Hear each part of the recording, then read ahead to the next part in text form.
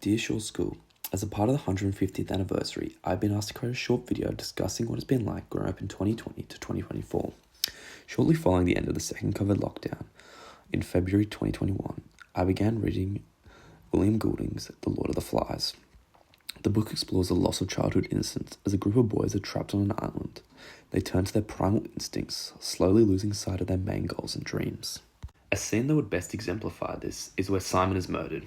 Goulding's use of the weather is symbolic of an assessment that takes place during the novel. The air was ready to explode. A brassy glare had taken the place of clear daylight. It is symbolic as it foreshadows the bad events that are to come. This whole scene strikes a very sensitive chord in my mind, as it vividly reminds me of the beginning days of the COVID-19 pandemic. It was much the same as the novel, where the weather precedes a calamity. Early news stories about the virus had this weighty omen. At first, reports were vague and distant, but they created an unsettling atmosphere of uncertainty. No one could predict how drastically my life and others could change, much like the boys on the island, how they spiraled into savagery. Another scene that vividly illustrates the loss of innocence is when Jack and his group chant during their pig hunt, "Kill the pig, cut his throat, spill the blood."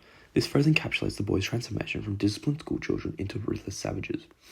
The act of chanting together amplifies their dissent, reinforcing the power of a group mentality. This hit home for me because it is similar to a moment during the peak of the pandemic. My mum had sent me to the shops, and I'd seen ordinary people run and fight for simple supplies like food and toilet paper. Unsettling as this was for a 12-year-old boy who had to consider how thin the veneer of civility could be in real life, to know quite precisely how to proceed or respond. This parallel made the scene in the novel even more impactful, just showing how quickly humans can revert to their primal instincts when faced with crisis.